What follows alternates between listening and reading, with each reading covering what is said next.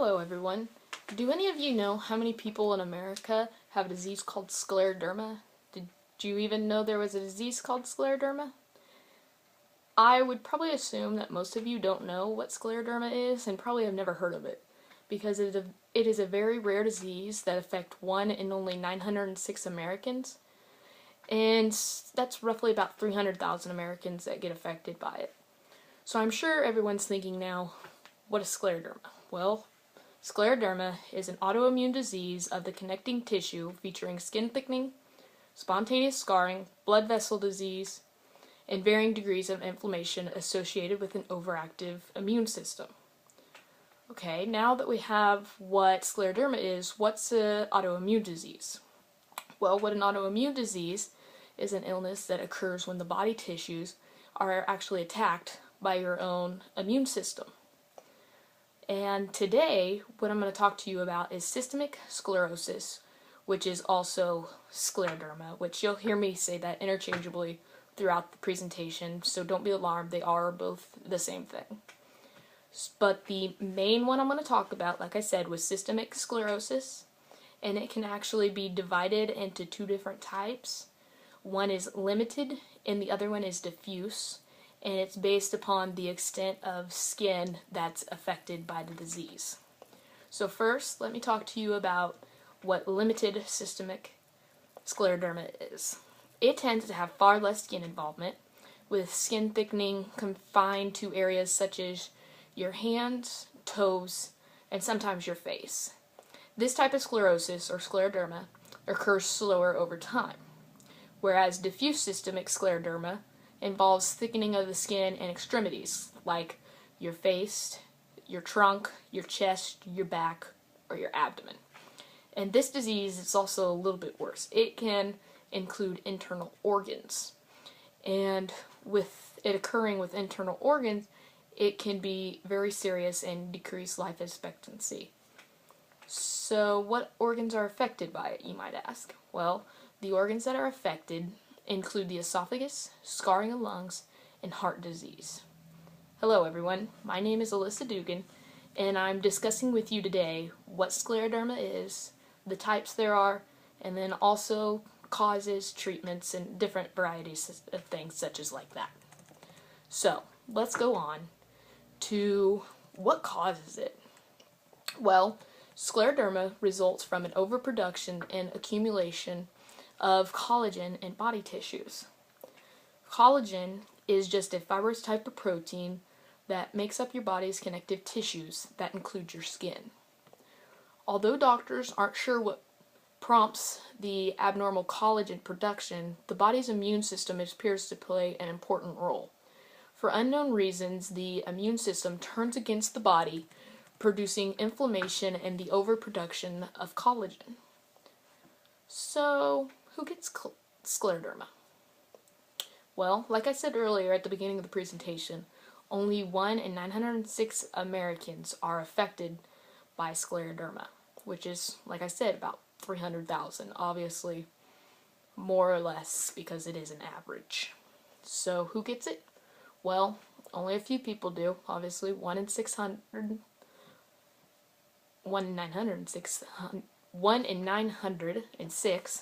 pardon me, and it's found that 6 out of 7 patients with scleroderma are actually women.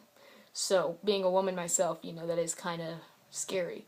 And actually, I did have a family member with this disease, and she had diffuse, which is the one that affects your organs as well, and hers actually affected her esophagus. And she lives in Springfield, Missouri, and she passed away with this disease a few years back, which it was, you know, kind of a long road of disease for her. But it affected her esophagus, it affected her hands and her toes as well. And with her esophagus, she had to go to Pittsburgh, actually, and she got it stretched 3 different times to try to revert the effects of the thickening of the esophagus, which was causing her to have the inability to breathe, which is, you know, obviously life-threatening for anyone, you know, if they can't breathe. So she had it stretched 3 different times, and by the 3rd time that she had it stretched, she couldn't do anything. Like, there was no more stretching of her esophagus that they could do anymore, because if they stretched it anymore, it would basically just break. So I'm sure everyone's probably freaking out now.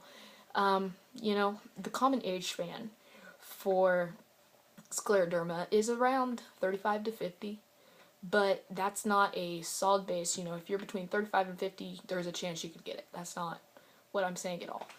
There can be people younger and older than that, but they've just found that, between a survey that they've done, people around the ages averaging about 35 to 50 is normally the ones that get that disease. So, like I said, some of you might be freaking out now thinking, oh, do I have scleroderma? Well, let me tell you some symptoms of it and, maybe put your mind at ease. Some symptoms of scleroderma actually depend on the type in which you have, which means if you have limited or diffuse. Well, these symptoms can be localized or widespread.